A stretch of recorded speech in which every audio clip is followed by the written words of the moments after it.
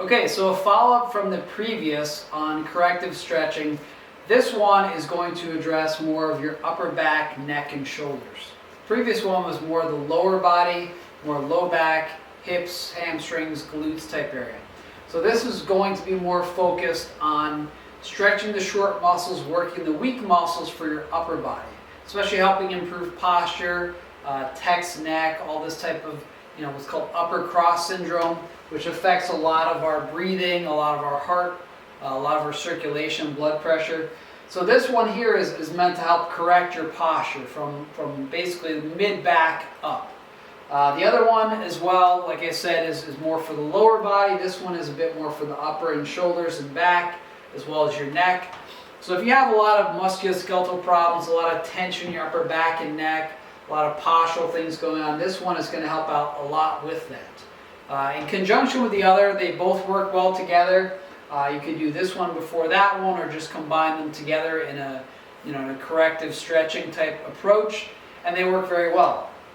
Now, as I said before in the other video, before you start this, because it is an exercise program, you do want to warm up about 5 minutes beforehand, get a light sweat, get some activity going, whether you go on a bike, a walk, treadmill, whatever you have, just get yourself warmed up and then jump into this program. So I'm going to zoom in as we go along. On this picture, you probably can't see it as well right now, but it is a 6 exercise layout. On the left-hand side are all stretches, and on the right are all activations. This program does require one piece of equipment, which is going to be a resistance band. I had a couple programs before that went through resistance band training. You're going to want one with handles, not just a flat resistance band, but a band with handles on it. And you want to attach it around something, to a door frame, or around a pole if you're in a basement. So this one here is, again, it's more for correcting your upper body posture. So on the left-hand side, we're going to be stretching the short muscles. On the right-hand side, we're going to be working the weak muscles. So this helps to counterbalance your tight muscles and your weak muscles. Tight muscles inhibit weak muscles, and what this does is it kind of turns off the tight muscles or makes them relax and stretch, and then it gives us time to work the weak muscles. So I'm going to zoom in on the first two here to show you a better example of them.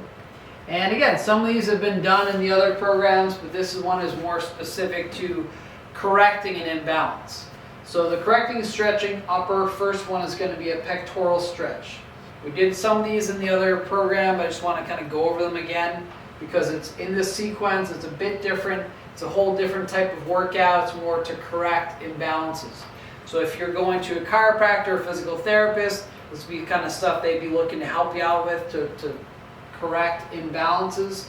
Again, this is a physical therapy software. Some chiropractors use it as well, so I'm sure that they would go over this. If you have any issues, clear it with them. You're going to get the PDF with this, which shows all the same stuff here. They might modify some of this stuff for you, but again, it's just a general good overview of what to do to try and correct these imbalances. So again, the first one here is basically a pectoral stretch. In this picture, using a doorway. If you can't really get your arms inside a doorway, you can do it one at a time. If you use a wall, put your hand on the wall and just kind of, if the wall's in front here, just kind of stretch, or put your hand in the door frame and turn away from it. So this one here is going to be stretching your chest, the front of your shoulder, your biceps and forearms. It's going to release muscles that are typically very tight in most people, especially if you're an office worker or sit a lot, you're going to get a lot of tightness in this position. Now this one, like all the other stretches we've talked about, you do not want to induce pain. If you induce pain to the muscles, your nervous system will make those muscles fire so they don't tear or stretch. So if you go too far in this stretch and you feel real pain, it's number one going to make you not focus on your breathing. It's going to increase your blood pressure, and it's going to make your muscles try to fight that stretch. Not what we want to do. So number one, like I've said with all the stretching, do not induce pain. Bring it to a point of stretch. Once it starts to release, go a bit further, but don't jump right into a stretch and make a cold muscle or a muscle that wants to fight that stretch tighten up. The second thing, again, make sure you're breathing. Don't induce pain, but also make sure you're breathing in and out nice and deep. The other thing in this picture, he has his head pointed straight up. If you go down, drop your head down, it changes the stretch.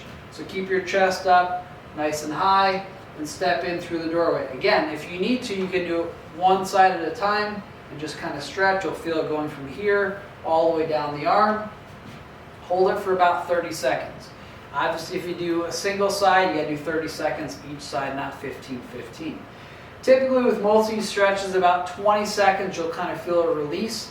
And what that does is it kind of resets your nervous system, so it relaxes that muscle for a short period of time.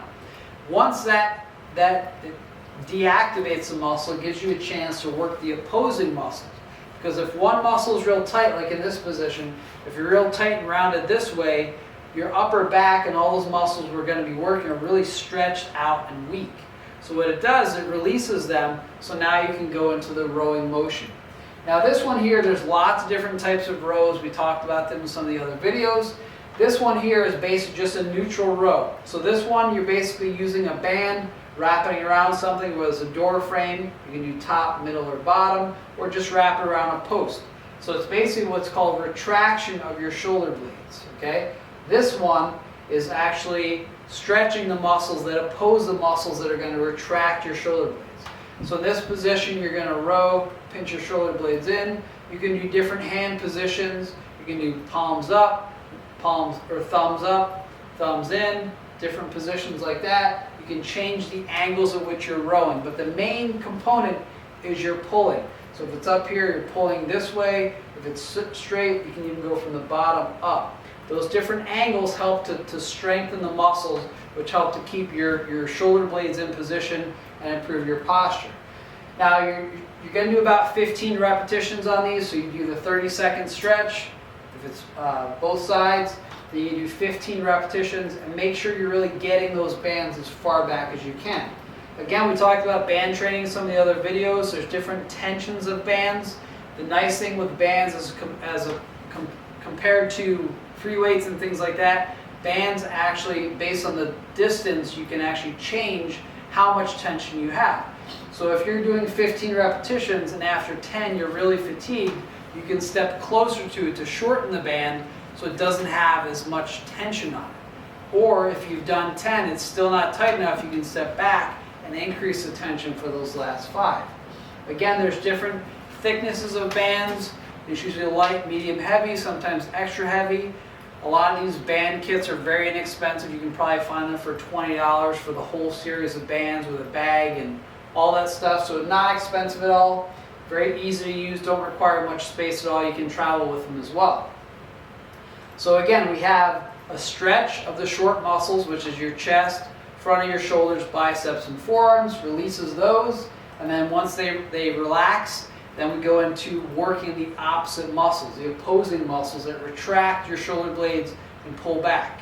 So what's happening is we're trying to offset that, the tight muscles, and activate the weak muscles. So stretch is short, work the weak. Stretch is short, work the weak, back and forth. And what that does is it helps improve your posture. So it goes from this type of posture to bring your shoulders back, because now your muscles can keep your shoulder blades in position.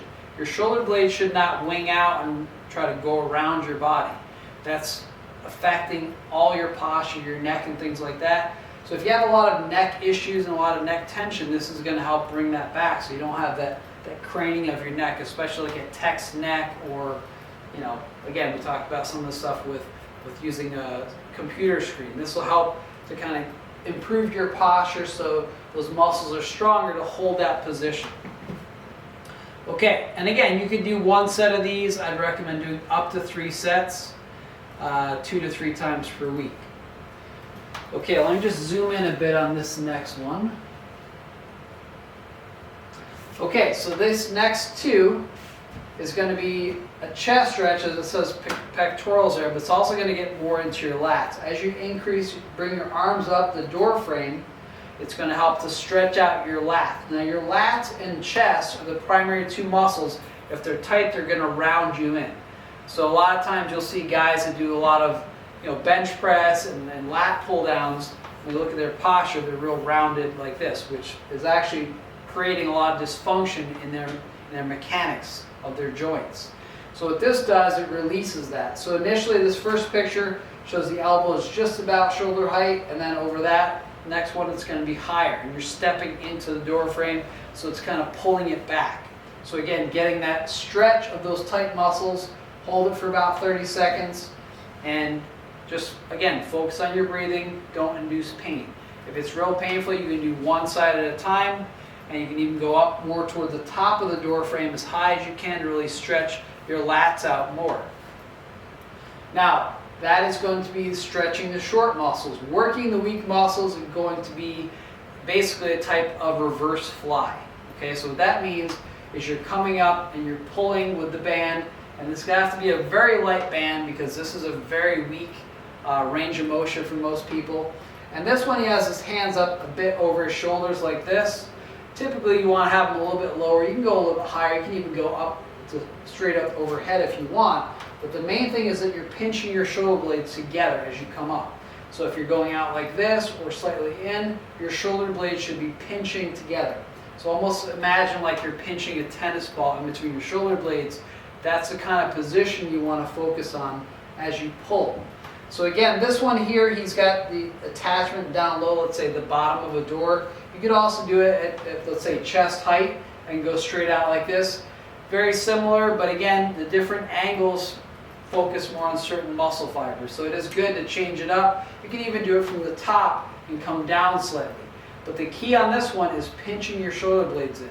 The muscles around your shoulder blades, typically like in between your shoulder blades, like your rhomboids and mid to lower traps, are typically pretty weak if you're very rounded like this. So they're very stretched out.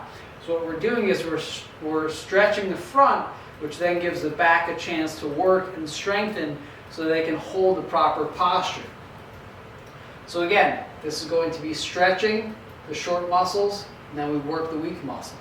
If you do one set, it's 1, then 2. If you do 2 sets, 1, 2, 3, 4. 3 sets, 1, 2, 3, 4, 5, 6.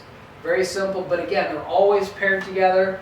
These have to go together. You can't just go down and go to random formats. They have to be paired together. Okay, now the next two, or last two, this first one is basically more of an anterior part of your deltoids, which is the front of your deltoids or shoulders, and also your pec. So basically what this one is, you kind of wrap your fingers together like this, and your shoulders are forward. And what you do is you pull your shoulder blades back, but then bring your arms up slightly. Okay, so you kind of rotate your arms.